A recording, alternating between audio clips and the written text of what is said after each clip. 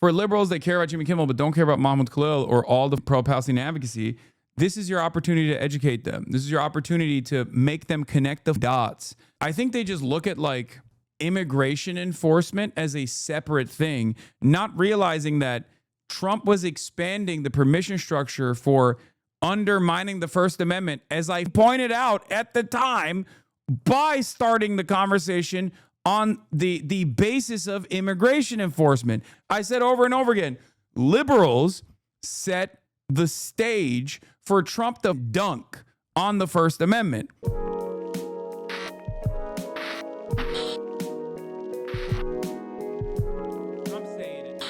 Anyway, we are going to talk about tic-tac-toe. Developing, TikTok is reportedly escalating a sweeping crackdown on pro-Palestine creators, deleting videos, scrubbing comments, and burying posts about Gaza. In July, it hired Erica Mendel, a former IDF instructor who says her Zionism was shaped during Operation Protective Edge to run hate speech policy with the help from ADL lobbying. A couple weeks later, on September 13th, TikTok introduced an overhaul of its community guidelines, banning users from calling the IDF terrorists and rolling out automated moderation that retroactively wipes posts. Users report Free Palestine comments disappearing in real time and Israeli war crime videos taken down. Oracle, Silver Lake, and Andreessen Horowitz are set to buy 80% of TikTok's U.S. operation, a move likely to make the platform even more aggressive in censoring pro-Palestinian content. One of the insane things about this, and I don't know if it's my own personal anecdote, I don't know how other people are responding to this, but at least on my own personal For You page, I've seen an influx of right-wing commentary, including, but not limited to, ironically enough, a lot of Nick Fuentes takes, but specifically black and brown fans of Nick Fuentes who are talking shit about me, saying I suck and I'm a villain and he is actually the true hero, which has definitely done a number on my conscience a little bit. Like seeing someone be like, we ride at dawn for a dude who thinks you are literally an animal. It just blows my mind. He is straight up said miscegenation is like a white person engaging in bestiality. That is a new kind of brain damage. Careful, Biden. What do you mean? Anyway, it is what it is. But yeah, I have noticed some crazy shit happening. All right, here it is. Israeli corporation Cyberwell is dictating content removed for anti-Semitism on X, Meta, and TikTok using the IHRA Zionist definition. I don't think a Zionist group should get to decide what is and isn't anti-Semitism. Listen to their rep describe what they do. Cyberwell is the first ever open database of online anti-Semitism, a nonprofit initiative based here in Israel that's really looking at the issue of online Jew hatred through the lens of compliance. Actually, we're a service, if you will, for the social media platforms, helping them enforce their social media policies against anti-Semitism at scale. So Cyberwell now is taking, you mentioned over 10,000 examples that we've reported to social media platforms. Actually, the number is much higher at this point, around 11,500. And we believe those flags have been responsible for removing well over 300,000 pieces of content is what we estimate. Cyberwell is fighting back by taking our high integrity data on what online anti-Semitism is and actually using LLMs and generative AI to really take the brain of our human analysts and identify anti-Semitism accurately online. And we believe that this type of work is not only what's going to be able to help social media platforms automatically flag and remove hate speech that violates their policies, including anti-Semitism, but is a crucial thing to do as we look at the rollout of AI, because all of these large language. It's just so wild to me that like this kind of stuff pretty much never actually silences like neo-Nazis and like people who are genuinely anti-Semitic, and almost always is used against who like actually are just anti-Israel. How is that even possible? I'm beginning to think that they are basically billing this as like some kind of reasonable way to combat extremism and real bigotry, and it has never been used against that at all. It's just like all it does is basically suppress dissent reasonable criticisms coming from groups that they've declared radicals, oftentimes leftist groups, leftist commentary. Okay. Conspiracy time with Hasan. Looking forward to your ban. I like that I am engaging in conspiracy. This is straight up what they are describing that they're doing, by the way. Okay. And not only is she like just straight up talking about how they're like tackling anti-Israel sentiment, but also you are engaging in a conspiracy theory that like I'm gonna get banned in your mind.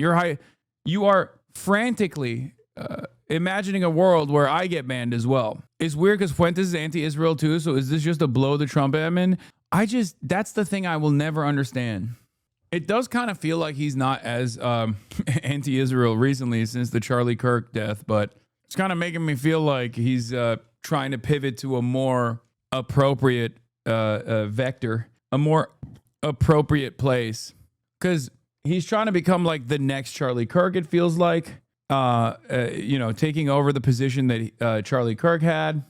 Ironically, one of Charlie Kirk's biggest fears being realized in the aftermath of his untimely demise. But what's interesting is I just never would have thought that a guy who does the classic like Jews are responsible for everything would not salivate at the prospect of blaming Charlie Kirk's assassination on the Jews. Okay, that has been truly shocking, and I think it's because he is trying to moderate his commentary so he can become like a regime guy. Like, how are you going to say Jews did 9/11, Jews did this, Jews did that, and then not say at a time when like so many right-wingers are saying Israel killed Charlie Kirk, you just don't lean into that conspiracy at all? Like, that doesn't make any fucking sense to me. Has he made himself scared of Jews for real? No. I don't think that's the case. But yeah, his internet footprint is already so up for good reason, because he is an insane anti-Semite. I bet the anti-Semitism database has some Jewish Voice for Peace Twitter accounts. Oh, for sure. How do you know that TikTok Ellison will use Cyberwell? No, I think this person is using Cyberwell as an example. I mean, he's claiming that TikTok is already using Cyberwell. I don't know if that is substantiated. I don't know if like the Israeli corporation Cyberwell is being deployed by TikTok, but I do know that they hired what's her face? Cyberwell, an Israeli intel-linked org, is now working as a trusted partner with all major social media platforms. I guess they're saying that, but this is the person that TikTok personally hired. Anyway, TikTok hired a Zionist censorship czar, Erica Mendel. Mendel's a former IDF instructor and is now employed to run TikTok's hate speech enforcement.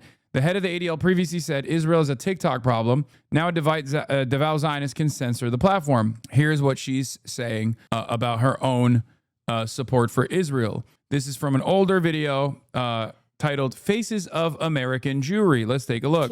After my sophomore year, like many of my friends, I had a summer internship, a Goldman Fellowship at AJC.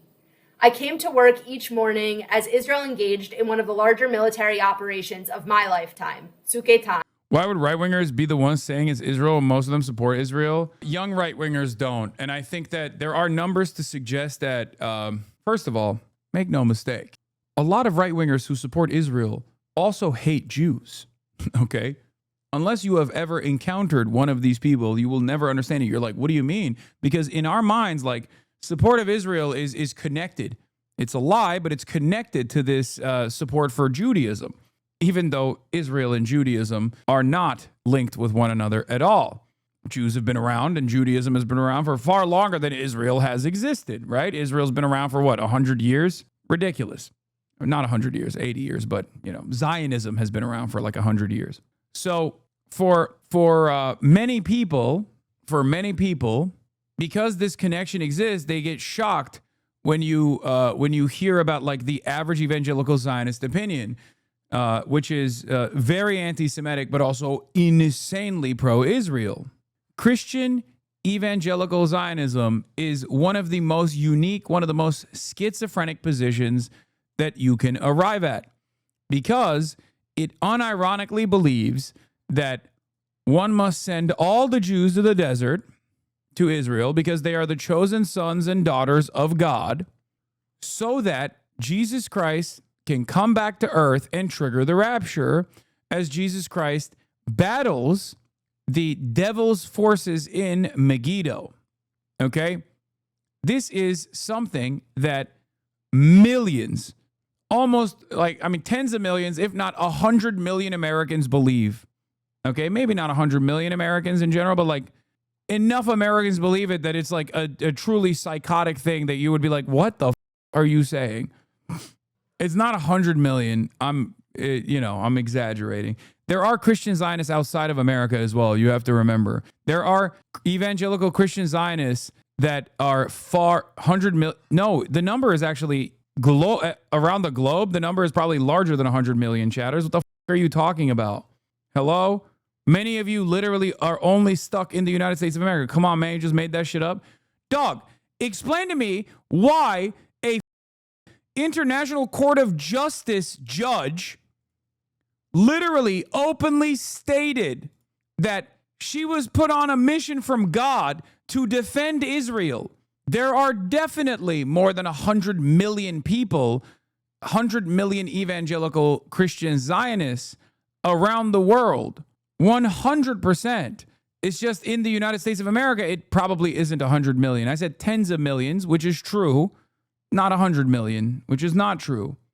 It's crazy because, like, this shit has... Do they also believe in aliens? I don't know. But, I mean, this is basically like believing in an anime and thinking it will be real. What's different than that? And Bigfoot. I mean, guys, here, let me give you a little taste. For those of you who are not... For those of you who have not encountered this perspective, okay? I said evangelical Zionism is truly a mental illness. Here is U.S. Ambassador to Israel, Mike Huckabee.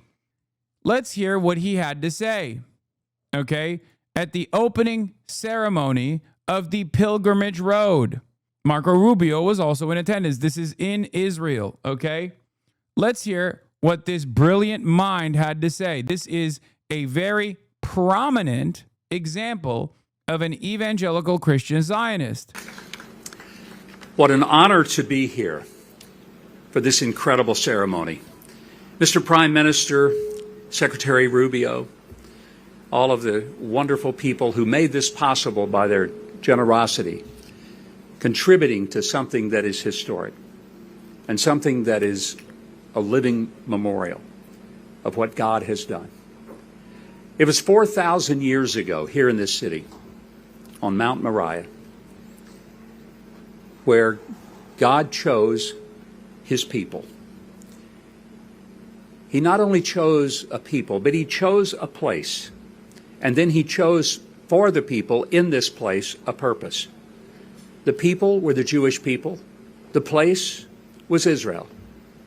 And the purpose was to be a light to the world and to show that we don't have to look for God because he is looking for us. It's also kind of funny because, like, it's just like, it is philo-Semitic, yes, of course, but you're just like auto-cucked. Felix says that as a Jew, he should be able to tell these guys, like, what to do, to be his, like, servant. You know what I mean? Like, it's just, you're so, like, I don't understand this mentality. Like, I just genuinely don't get it. Like, how the f do you decide automatically that, like, another group of people are just, like, chosen? It's wrong to think your group of people are chosen already, right? Like, that's already freak shit. But, like, you literally are saying another group of people are chosen. I'm over here trying to combat the superiority complex that people have about, like, Christian nationalism and, like, other white supremacist formations.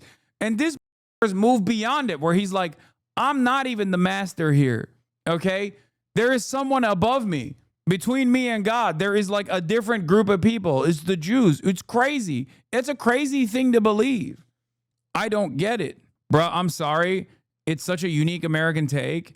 It is, but it also isn't. The reason why I say that is because there are 78 million evangelical Christians in the United States of America. Not all of them fully subscribe to, you know, the theological justification for the rapture being that the chosen sons and daughters of God go into Israel, but many of them do. But that's all but a fraction, because evangelical Protestant form of Christianity is super, super invested in constantly bricking people's brains all around the world. So the total number of people that are evangelical Protestant Christians, many of which are ultra-Zionists, is in the hundreds of millions around the world. I mean, in places like Africa, for example, there are countries, if you look at like Nigeria is a good example of this too. There is Nigeria is the most pro-Israel country, is one of the most pro-Israel countries on the planet, and has a ton of evangelical Christians. Brazil is another one too. Like there are a lot of people who believe this shit, a lot more than you would think, because of evangelical missionaries, of course. It is legitimate Christian lore for all Jews to be good, and in Israel for Jesus to come down and rapture the world. Yeah. I come from Messianic Judaism as a non-Jew. Let me tell you, this shit gets insane really quickly. So there are a fuck ton of these people out there. And the reason why I'm bringing these people up is because they're so nutty that like you genuinely can't convince them, right? Like there is no, like, how do you convince a guy who just straight up dead ass will be like, these are the God's chosen people. Like they have to have Israel. Like that's like, you got to do like cult deprogramming at that point. And that is what so separates the long history of why this city is so important.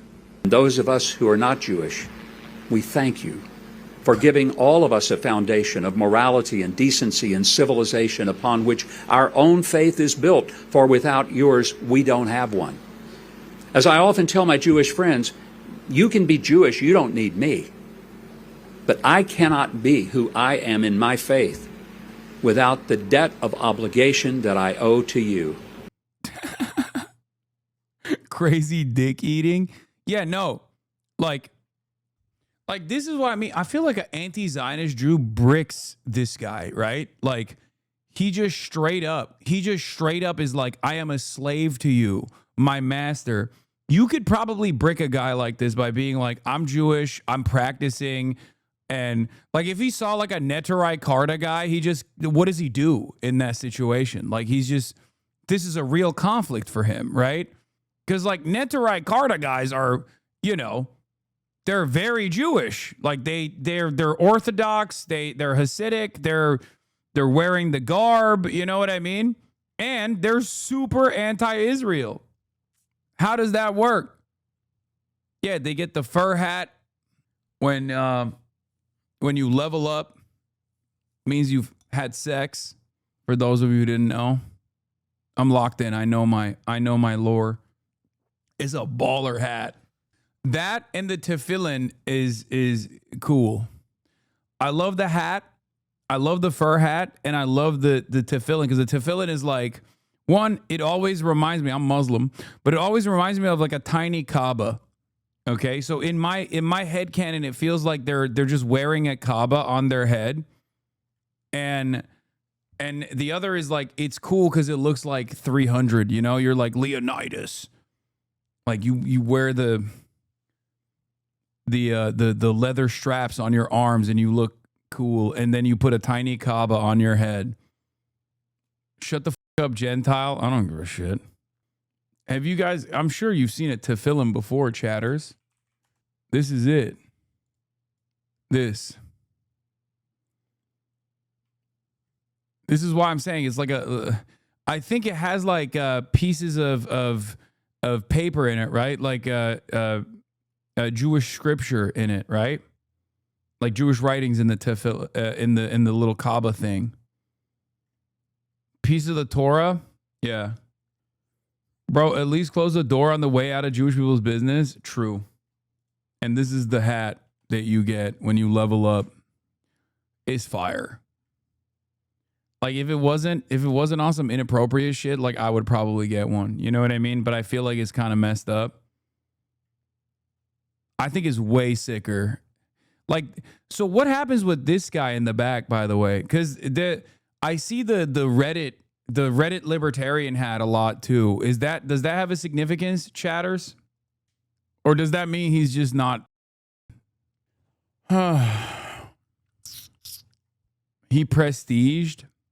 I think one of the craziest things that bricks people is that Judaism is such a old religion that this actually is a modern iteration of Judaism. This is something that really bricks people. They don't understand that Orthodox Judaism, specifically like Hasidic Judaism, is unironically a relatively modern phenomena. Did you know that? Isn't that crazy? Because you would assume that this is like the oldest practice, right? Nope, it's not. It's actually a newer version. And what's interesting about it is that because it was a newer evolution of Judaism that was, I think, it originally started in, I think, Ukraine or somewhere in Eastern Europe. That's the reason why half the gear that they're wearing is not fit for warm weather at all. Yeah, 18th century Ukraine. That's the reason why they got like fur and all this stuff. You know what I mean? It's because you're like, when you see it in Los Angeles, you're like, wait, how are you? Like, that's got to be so hot for you, my man. And it's because it was invented in it was invented in Eastern Europe. Yes, there are like so many sects within Orthodoxy. Each of them have slightest variation in the fit, lol. And the hats are for one tradition, and the fur hats are for Hasidim when they level up. How do you combat anti-Semitism when people bring up the radical side of the Talmud? I don't know. Everyone says they're one religion.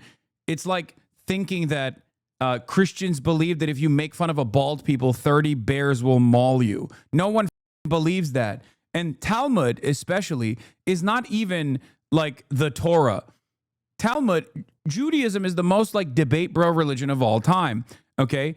Unlike all religions that are subject to interpretation, Judaism is extra subject to interpretation. And from what I understand, Talmud is supposed to be literally dudes arguing for a century.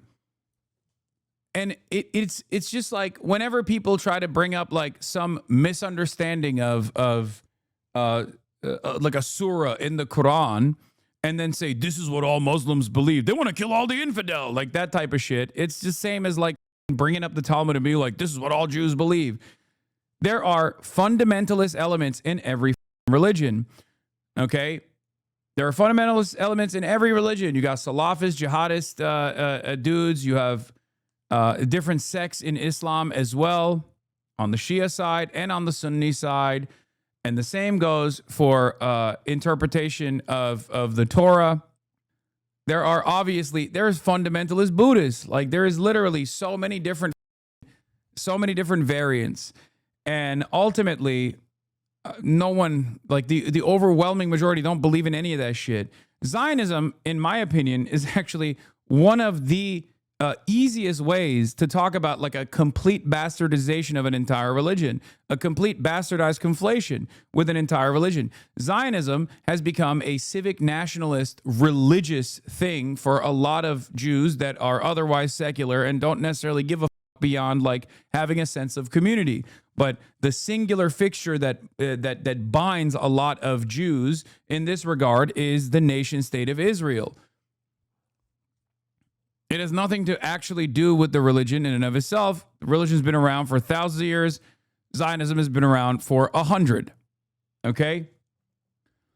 So when people start bringing up the Talmud as though like Jews abide by these principles and that they're monolithic in general, it's idiotic. Of course they don't.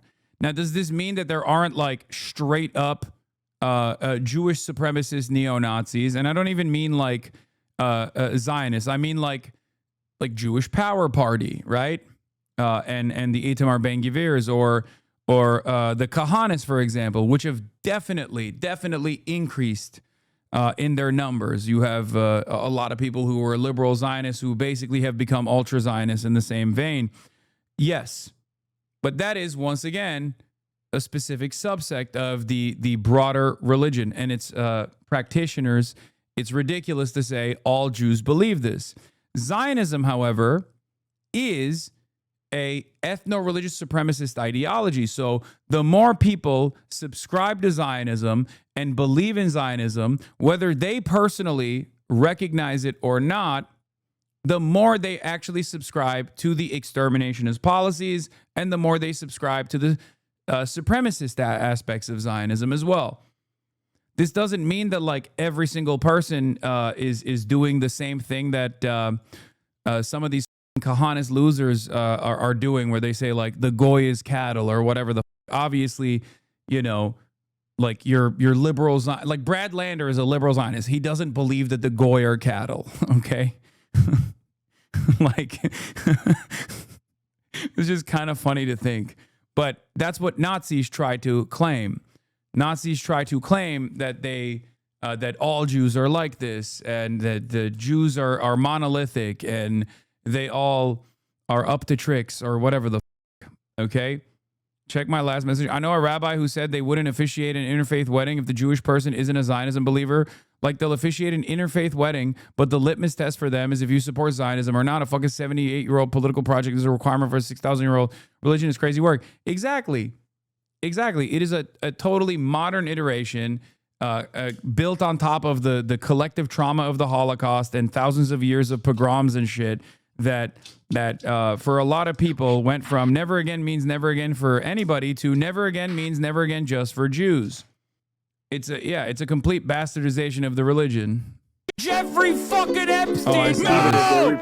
How the you are so stupid. I'm stupid. Ah!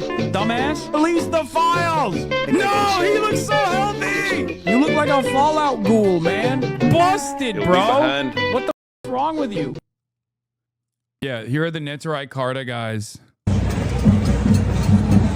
Thank you. Yeah, Mike Huckabee would get bricked if he saw one singular Neterai Karta guy. Their basis for also opposing Israel and Zionism, or at least the starting point of their anti-Zionist beliefs, also come from religious text. They are usually also obviously in opposition to the wanton murder, certainly, but like their understanding is that Judaism, like Jews, are not supposed to have a nation state until the Messiah comes back. And that all of the, I don't know what the Jewish version of heretical would be, but their assessment is that like all the Zionist Jews that are trying to accelerate the nation state project without the Messiah coming back are actually heretical. Like they're non-believers. Yeah, the hats are expensive. They're costly. Each hat costs around $6,000. I've seen people pink wash their anti-Zionism. That's so funny. Yeah, I mean, they're not woke by any means on any other issue. Not all Orthodox Jews are obviously anti-Israel. There are some Orthodox Jews that are super pro-Israel and some Orthodox Jews that are super anti-Israel. The percentage of Orthodox Jews that are anti-Israel is, of course, much, much smaller than the percentage of Jews that are Orthodox that are pro-Israel, for the record. So remember that. But yeah, I mean, that in and of itself also immediately disproves the notion that like Jews are a monolithic force in their understanding.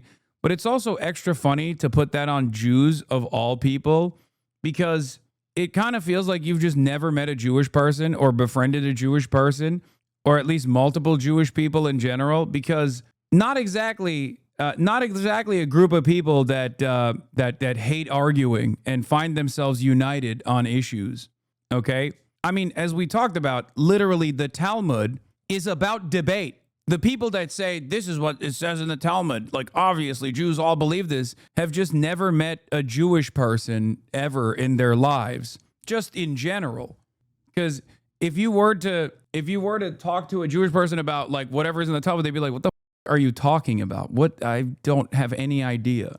But the Talmud itself is also a debate.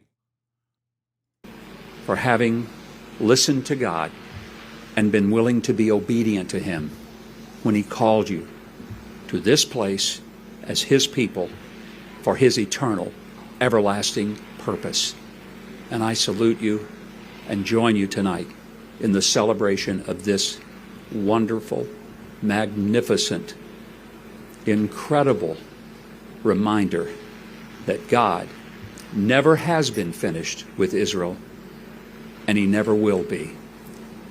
This is the eternal home that He has chosen. God bless you all.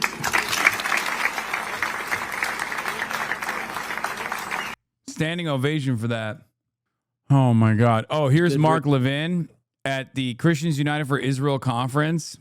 Here it is. Let's hear what he had to say to all the Christians that are there to celebrate and show unlimited loyalty to Israel. Yeah. Also, the funniest aspect of I mean, let me tell you something, okay? First of all, no Jewish person believes in the rapture, okay? That's number one. Because if they did, they would recognize that it is an inherently anti-Semitic concept anyway, because, as this chatter correctly points out, 144,000 Jews will actually also see heaven during the rapture, because that's the slated number of Jews that will convert to Christianity on the spot. All the other Jews get to burn in eternal damnation, just with the rest of us, okay? With the Catholics, with the Muslims, with the Buddhists. We all go to hell, and it's the most diabetic, angry you've ever encountered. They all get sucked up into the heavens with 144,000 Jews that convert on the spot. So obviously, no one believes that, okay, except for the evangelical Christian Zionists. But it is funny that that's enough for. I mean, that inherently anti-Semitic end point is of course allowing people to continue defending Zionism and have an incredibly valuable ally in the United States of America for Zionism. So they just go along with it. This is civilization, as the ambassador said, versus the barbarians. We're fighting the 7th century. And we just beat the crap out of them.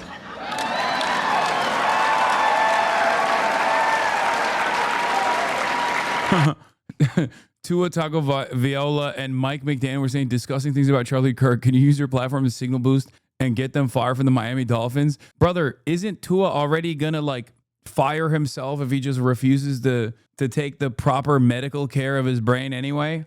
Just wait out a season. I don't even watch football, and even I know that. This is a righteous war we're fighting. And let me say this is God's war that we're fighting right now.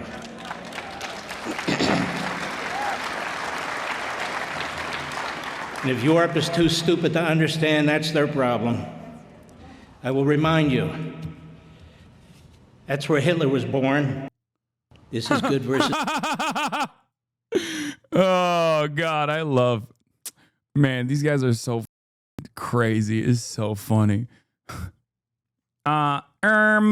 Let me remind you of a little guy by the name of Adolf Hitler.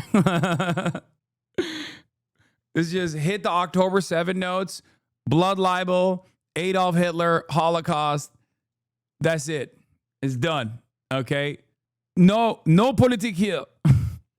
But getting back to the new Zionist censorship czar, Erica Mendel, former IDF instructor who is now working at TikTok to combat extremism, anti-Zionism, for example. Let's take a look. After my sophomore year, like many of my friends, I had a summer internship, a Goldman Fellowship at AJC.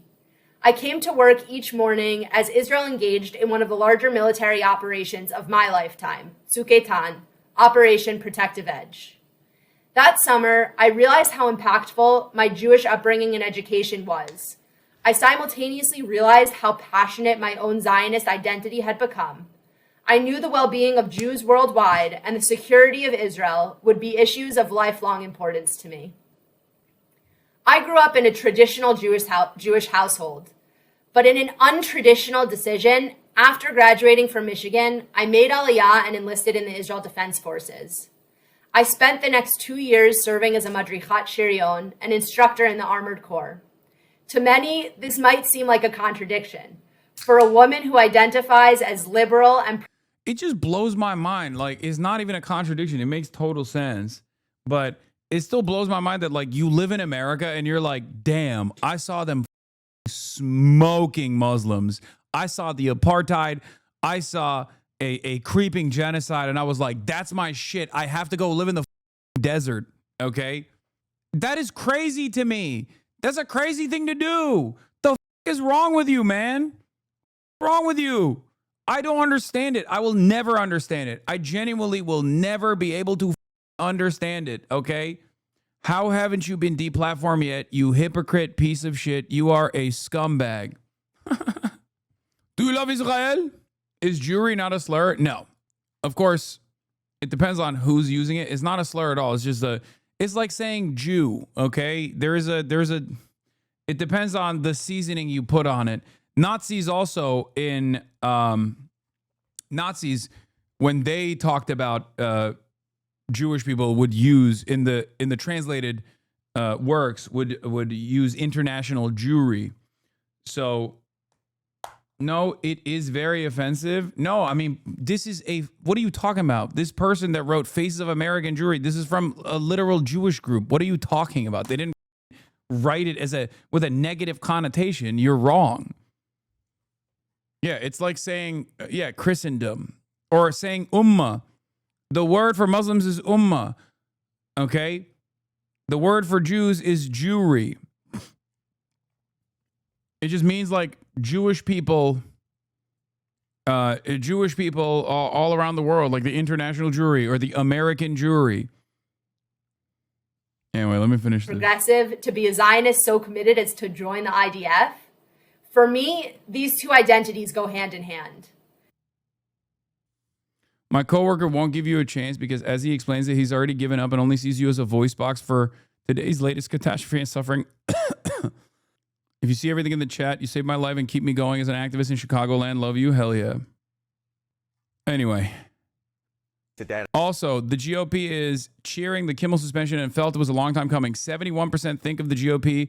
71% of the GOP think the mainstream media is biased and should be punished, and being upset by government influence. 64% of GOP already felt U.S. media was influenced a great deal by government interests. I think this is a crisis in misinformation. The reason why is because 90% on the mainstream side, 90% of conservatives get their news from a singular resource, Fox News. And this is the Fox News narrative, and has been the Fox News narrative. The media is biased. Mainstream media is biased. Mainstream media is liberal, right? And there's a lot of government interference already. This is something that they've hallucinated. That doesn't mean it's real. Now, what's important here is that because this isn't real, you can have a conversation with people and explain to them why it's not real. And you should, okay? You should. A big chunk of conservative grievances stem from not recognizing that their ideas are not broadly popular, okay? And they want to punish people for not saying that their ideas are popular because they think that if they actually silence the opposition, they'll be able to get more people on board. They'll be able to live in this fantasy land where everybody goes, no, you know what? These opinions are great, actually. Fascists. Thank you, Austin. He's right. Yeah, there are rare points in which I see a piece of data and it just sort of jumps off the screen at me. And this is one of them because I really just think it tells the entire story. And this is among Republicans. The media is biased and should be punished. Look at this. 71% of Republicans agree with the idea that the media is biased and should be punished. Republicans are absolutely loving what is happening right now to Jimmy Kimmel. Absolutely love the words that are coming out of Brendan Carr's mouth. The bottom line is that they believe that the media is biased and should be punished. So taking Jimmy Kimmel off the air, if there's government influence there, they're absolutely enjoying it. Well, but punished by whom, I guess, is the question. How are Republicans, and how much are Republicans, as you're pointing out here, likely to Or what are they going to think about that this decision was made with government influence? Yes, exactly right. So, it's one thing if the idea is, okay, Jimmy Kimmel's being punished by his own company, right? Being punished by ABC, being punished by Disney. But the idea that the government is influencing it, I don't think that Republicans are going to have much of a problem with it, because take a look here. Republicans already think that the U.S. media and U.S. news organizations are, in fact, influenced by government interests. Look at this, again, amongst Republicans. The irony is, this is correct, just not in the way that Republicans think it is. When Republicans say, like, oh, the media is biased or the U.S. media is influenced by government interests, yeah, on Israel, on American foreign policy, and yes, liberal media does actually present an antagonistic viewpoint to, like, their left flank, for example. We saw that with Bernie Sanders. But I think a lot of people see that, a lot of people feel that, and then they think the media being antagonistic towards any figure whatsoever implies that those figures are actually presenting good ideas, anti-establishment ideas. And that's how you arrive at Donald Trump. Okay? That's why there are so many Americans that go, I love Donald Trump and I love Bernie Sanders. Look at this, 64%. This is, again, even before the Kimmel news broke, 64% of Republicans. You are the reason Twitch is being dragged to Congress. You are going to get dragged through the mud, just as you should be after doing nothing but inciting hate and violence for years. I truly hope that the rotten douchebag you are gets permabanned from all socials. This is what I mean, brother. You have made up this power that I hold in your mind. You have decided to not understand what I represent. Okay? And it's fine. It's good to have some villains. But I always say, recognize who the real villains are. Okay?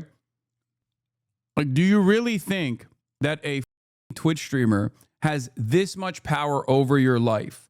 Do you really think that in a world where I am silenced and suppressed on all social media platforms, let's say it happens, right? Let's say the government kicks in and they're like, we need to make sure that this one guy is done with, okay? He's dealt with. Do you feel like that is going to materially improve your life in any capacity? You're going to forget about it. Shit's still going to suck. And I'll give you an example, one that I use all the time.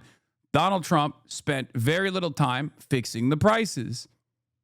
Donald Trump spent very little time trying to fix the housing crisis. Houses are more unaffordable than at any other point in American history right now. Okay? That's the real issue. Healthcare and the price of healthcare keeps going up in this goddamn country. That's the real problem. The cost of education keeps going up in this goddamn country. That's the real problem. Donald Trump is not addressing any of those problems. He's not addressing it at all. What he has addressed so far is the 49 trans athletes that were participating at the collegiate level have been barred from athletic competition. He did that. Did that fix your life? Is it cheaper now to purchase groceries? Is it actually easier for you to get health care? Do you think that you won't get saddled with medical debt that will carry over for the rest of your life and haunt you if, God forbid, something awful happens to you? This is small-minded shit. And I'll take it one step further, okay? Charlie Kirk was an advisor to the president, okay? Charlie Kirk's positions were broadly reflected by the administration. You're mad at a guy who doesn't even have any crumb of power on the left flank of politics. Okay? This guy thinks he knows what everyday people go through, lol. Well, not until that long ago, I was also going through the same shit that everyday people go through, and you also did not say that I was wrong. Is shit sweet? Are you doing great? Here's the thing, and I said this with the Brandon, with the Brandon administration, right? When push comes to shove, you can't just vibe session your way out of this. You can't just simply say, nah, everyone's doing much better right now, okay? If your pocketbook is hurting, no amount of no, your pocketbook is fine coming from the administration is going to make you feel more comfortable about your finances. You can't just lie and propagandize your way out of it. You can actually offer distractions, red meat to the base. We banned Jimmy Kimmel. We banned Hasanabi, right? Like that might make some people excited for a brief moment, but you're back to square one once you forget that that even took place. You can't hold that as a W for months, for years, especially when you're still hurting financially. Do you understand? Wait, are you actually going to get banned? Who knows? Maybe. It's very clear that there's a lot of appetite for this. This is what they want. It's very clear that like Republicans have deluded themselves into thinking that like regular Republicans, I don't mean like the administration, regular Republicans, especially online, especially on Twitter, have decided that like their lives will be materially improved if The View is banned, if I'm banned, if a bunch of other people that they're annoyed by are banned, not realizing that that's not going to make their lives any better. Not realizing that, especially someone like myself, like I'm advocating for their material conditions to improve as well. They just don't see it. They don't understand it. They think that I am on a vengeance quest towards the right. I never have been and I never will be. That is precisely the reason why. I always advocate for universality, for universal programs. I always say, this guy loves me and but also hates me at the same time. He loves the hate. Yeah, pretty much everyone hates you for good reason. Yeah, for great reasons. Exactly. Totally. This is also a falsehood. Pretty much everyone hates you for good reason is idiotic. Most people don't know who I am. And there are a lot more people who like me than there are who despise me. It's like chronically online shit, except obviously chronically online shit is becoming more and more a permanent fixture of real life shit as well. Is it? You radicalize the youth, they will know? Yeah, radicalize the youth in the direction that it's actually moneyed interests that harm their futures instead of their goddamn neighbors that came from a different country or their neighbors who have a different sexual orientation. I know, real scary stuff. Radicalizing them to what? Have empathy for one another? I know. Radical empathy. Very scary. How much have you raised for Antifa? Come on, man.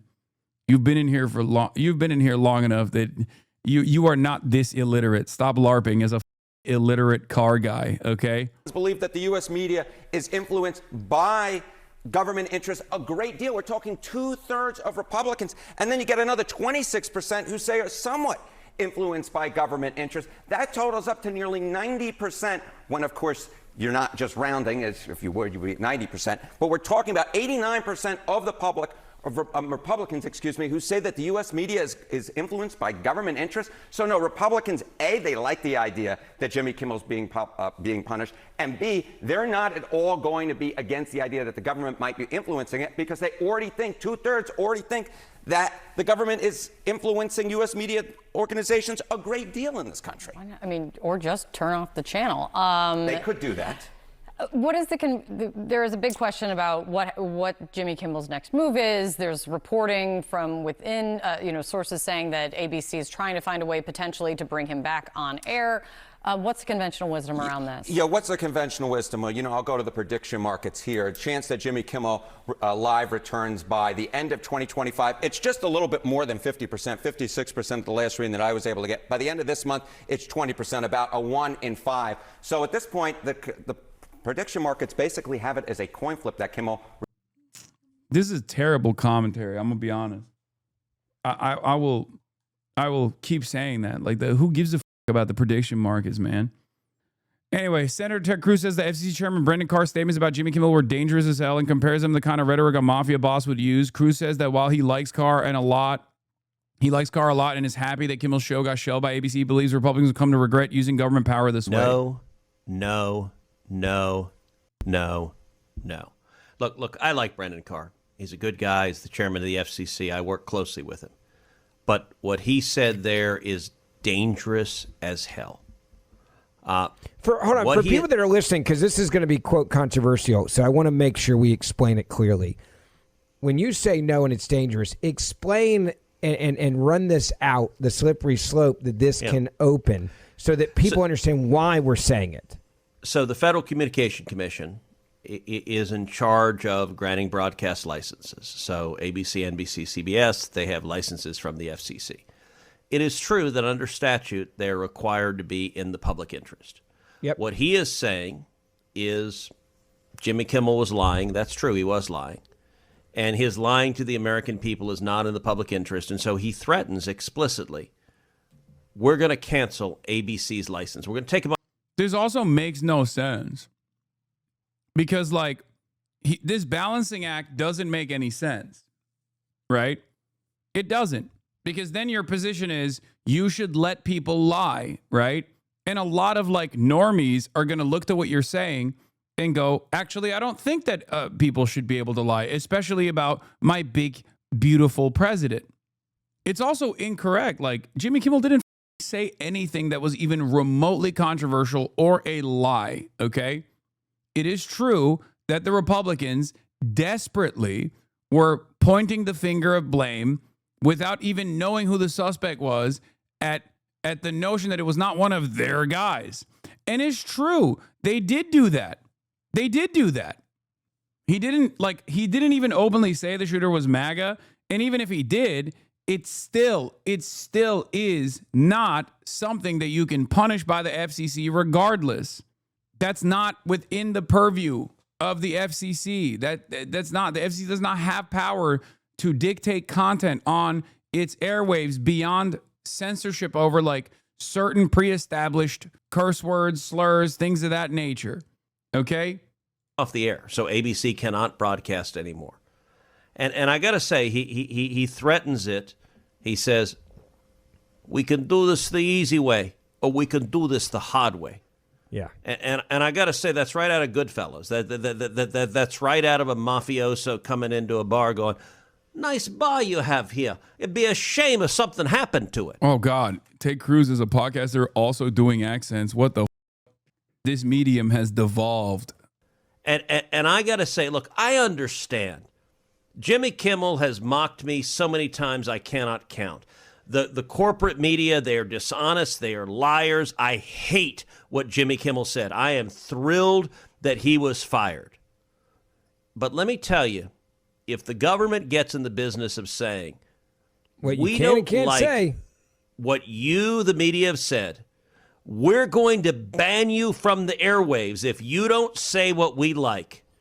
That will end up bad for conservatives. It reminds me of, you and I are both fans of The Lord of the Rings. Yeah. J.R.R. Tolkien. It reminds me of like the Ring of Power. And it is so attractive. It's sort of like conservatives are saying, wait, if we have government, we have power. Yeah. We can ban the media. Let me tell you what will happen. Going down this road, there will come a time when a Democrat wins again.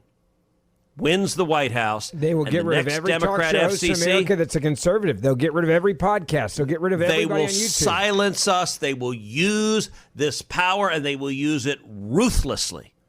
I think it is unbelievably dangerous for government to put itself in the position of saying, we're going to decide what speech we like and what we don't, and we're going to threaten to take you off air if we don't like what you're saying. And it might feel good right now to threaten Jimmy Kimmel. Yeah. But when it is used to silence every conservative in America, we will regret it. And so, again, I like Brendan Carr, but we should not be in this business. I like that the Democrats are going to do that, except they're not. They never have, and they never will. The notion that the Democrats would, if they ever get back into power, utilize the federal government in this way is a hysterical position. Okay, it's just an utterly hysterical position. Democrats never have and never will do that. Okay. There was another thing that I wanted to cover here. Oh, here it is. In 1983, 50 media companies controlled 90% of the U.S. media market. That number in 2025 is now down to 5. The Telecom Act of 1996 reduced the FCC regulations on cross-ownership, leading directly to this rapid consolidation. All of your media, just like all of your groceries, are unironically owned by like 5 to 6 mega corporations. Okay?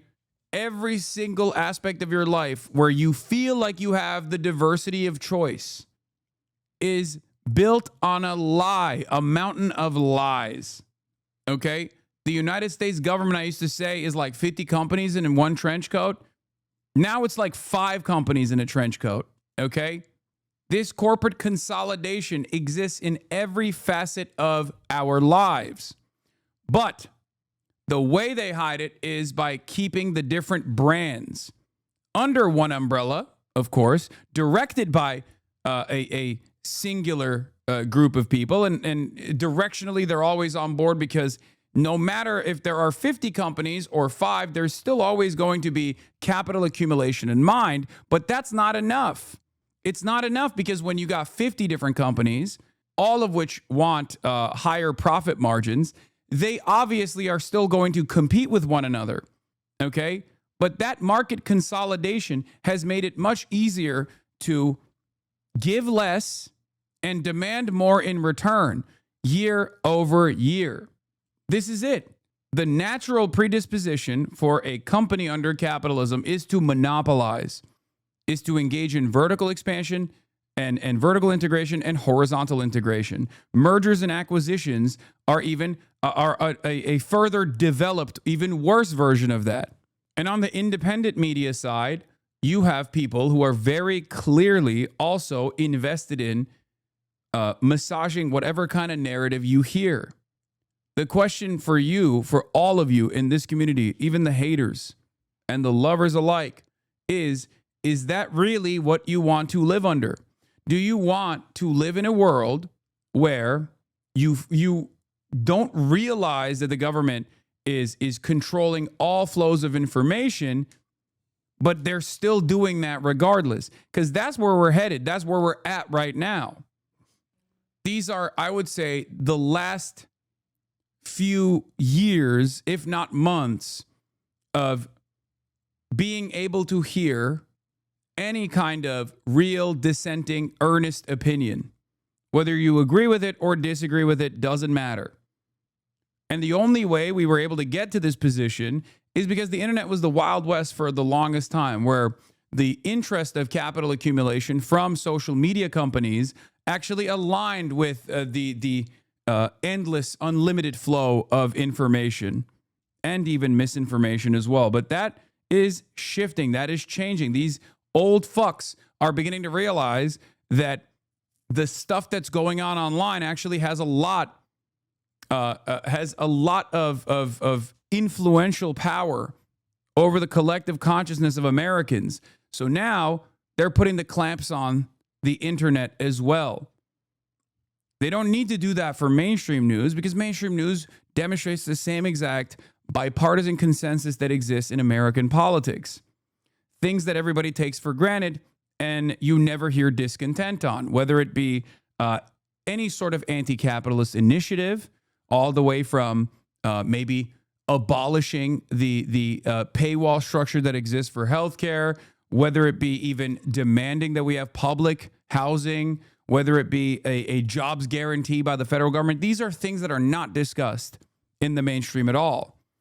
There are certain places where these sorts of opinions are discussed freely online. Israel is another example of this as well, of course. There is almost complete capitulation to America's foreign policy goals and foreign policy desires, okay? Especially as it pertains to our unlimited loyalty and support for Israel, no matter how insane or violent Israel gets. And you're losing that on the internet as well. That is where we're at. It's here. It's here.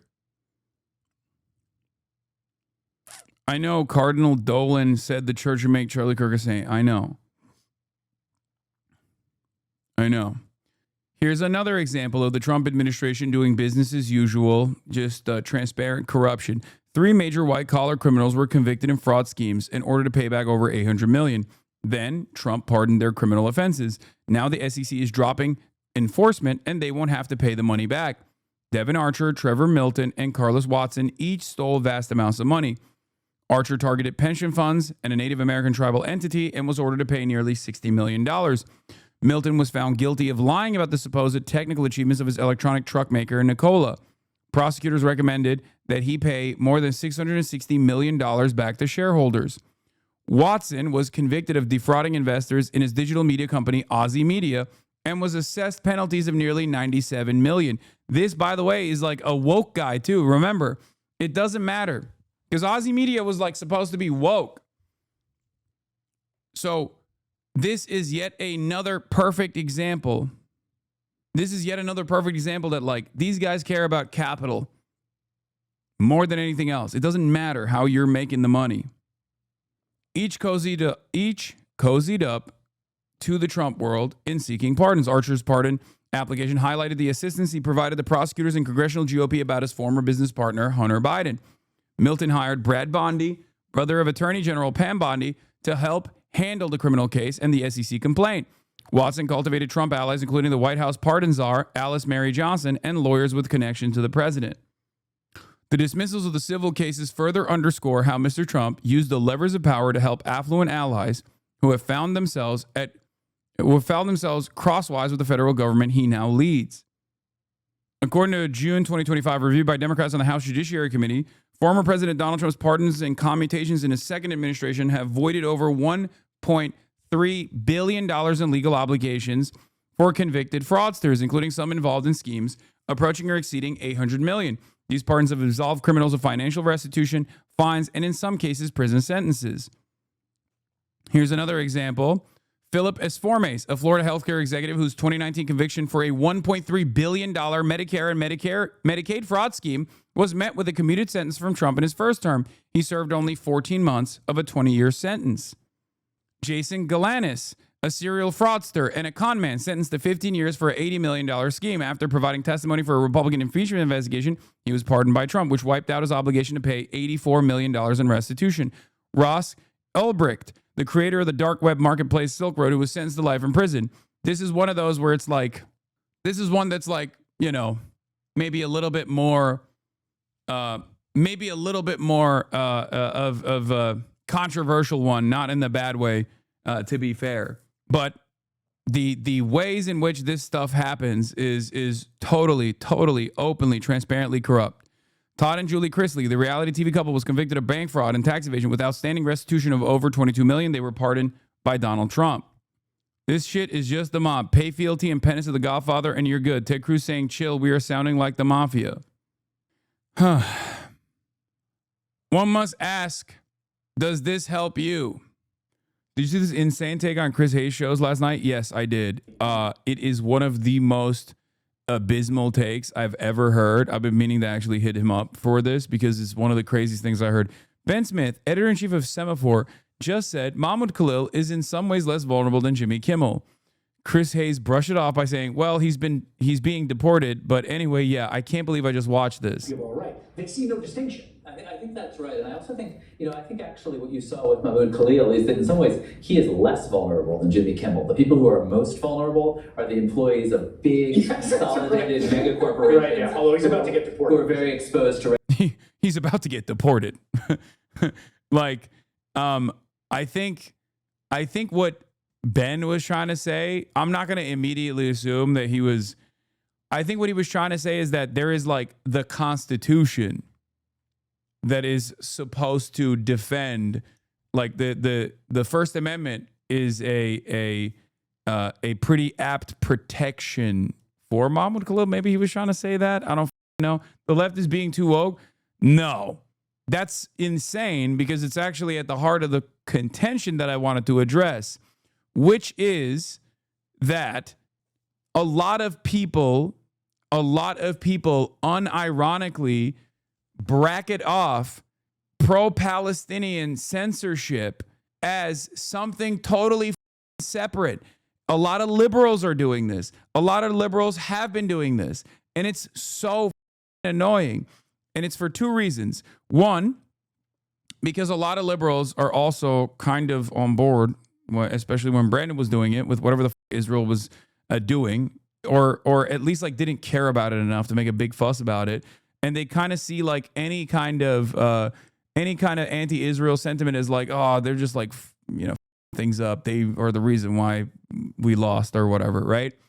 But also, I think they just look at like immigration enforcement as a separate thing, not realizing that Trump was expanding the permission structure for undermining the First Amendment, as I pointed out at the time, by starting the conversation on the basis of immigration enforcement. I literally explained this when it was happening. I said over and over again, liberals set the stage for Trump to dunk on the First Amendment.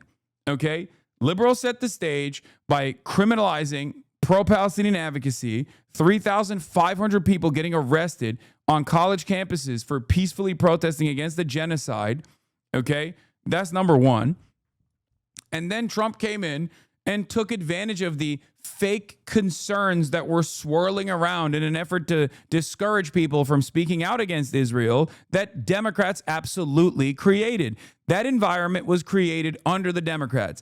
And the Republicans went into this media landscape and basically said, oh, the Democrats are pussies. They don't want to do nothing about this. I'm going to tackle anti-Semitism. It was never about anti-Semitism. It was bullshit. Okay? It was bullshit. So Trump came in and first kickstarted the process by going after Mahmoud Khalil and Öztürk and numerous others, Mohsen Mahdawi, and he did it through the immigration enforcement side, when in fact it had nothing to do with immigration enforcement at all. It was everything. It had everything to do with like a group of people that were, I guess, more vulnerable than natural-born U.S. citizens, and he wanted to single-handedly revoke people's visas and attack people for the crime of speaking out against a foreign nation state.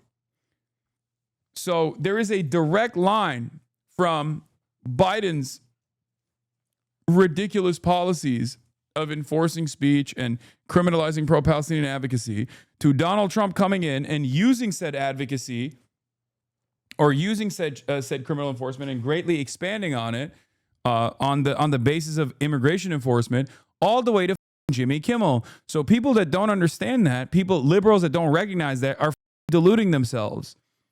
Okay, this is how it works. There is a consistent expansion of the permission structure. There's a consistent expansion of what you can get away with doing. That's how fascism evolves. That's how fascism grows. Okay? Just something to consider here. Yeah. This is why when Adam Schiff says Kimmel, Colbert, suits against the New York Times, blah, blah, blah, Yusuf Munayyer clearly states, you literally co-sponsored anti-boycott legislation. You literally enabled this moment by undercutting free speech norms, to which this person says, Zionism was a hardened tungsten tip of the authoritarian projectile that was fired into the American institutions. It was liberal piercing. Straight up. But make no mistake, for the liberals that are pissed off about Jimmy Kimmel, but like were noticeably absent from the conversation when it came to Mahmoud Khalil, and that conversation is still ongoing. The Trump administration yesterday, alongside the Jimmy Kimmel news, literally had an immigration judge issue a deportation order for Mahmoud Khalil still, okay, to Syria. So that's still ongoing, right? There's a court case that's still going on. So basically, for liberals that care about Jimmy Kimmel but don't care about Mahmoud Khalil or all the pro-Palestinian advocacy, this is your opportunity to educate them. This is your opportunity to make them connect the dots that international fascism wears many faces, but it's still an international movement, okay?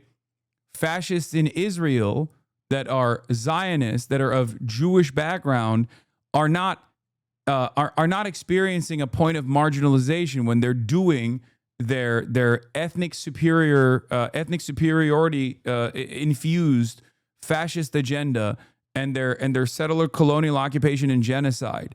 Okay, they're doing the same shit. Do you understand? So this is your opportunity to basically explain to people like, no, these things are not actually different. You feel me? Yeah. Meanwhile, here's my little time slot on NBC. I'm gonna play this. Hasan Piker mocks Trump's fascist admin on NBC, says, as Antifa headquarters CEO, I guess, is a movement, an act, an ideology. A lot of our grandparents, as a matter of fact, engaged in organized anti-fascist action in World War II. Also pointed out, it's not new. He has tried to designate Antifa as a terrorist organization in the past. And I'm not exactly certain what legal limitations exist there. But one thing I can say as the Antifa headquarters CEO, I guess, is that anti-fascism is a movement. It's an act. It's an ideology. It's not an organized structure. It's not an organization. So therefore, there is no real way to potentially prosecute this group as a domestic terror group. Now, of course, there's also the other unconstitutional element here, which is that you're not supposed to go after and target domestic political organizations in general. This country has rarely ever prosecuted the Ku Klux Klan. This country has rarely ever prosecuted numerous far-right groups that have actually successfully pulled off targeted acts of domestic terror. And therefore, not only is anti-fascism not a cohesive, organized group that you could tackle, it also is, even if it was, it would still be unconstitutional to go after it in this way. Yeah, Hasan, yeah, I mean, I just all of a sudden flash forward and I'm like, oh no, seeing this clip where you're saying I'm the CEO of Antifa, like being played in, I don't know, some court somewhere or some congressional hearing. Let's hope, who knows what's going to happen in the future, but, just to clarify the record here, how do you define Antifa and do you see yourself as part of an organization called Antifa? No, that was a joke, of course. Like I said, there's no organized unit. Anti-fascism, like I said, is an action. I do engage in anti-fascist action, and I'm sure many of us have done so. If you call out someone who is behaving like a white supremacist, that's still technically someone engaging in an anti-fascist action in that moment. And as far as organized anti-fascist action goes, a lot of our grandparents, as a matter of fact, engaged in organized anti-fascist action in World War II. So you done goofed. I done goofed up. Oh, here's another fantastic move. New, the Pentagon told journals it will require them to pledge they won't gather any information, even unclassified, that hasn't been expressly authorized for release, and will revoke the press credentials of those who do not obey. This is something that already was a handshake, but it's cool that they're just openly admitting what they want. I mean, they're saying no journalism allowed. Like, that's an insane, that is a insane thing to put in writing. Okay? Hasan Reactions is one of the best ones in the React channel.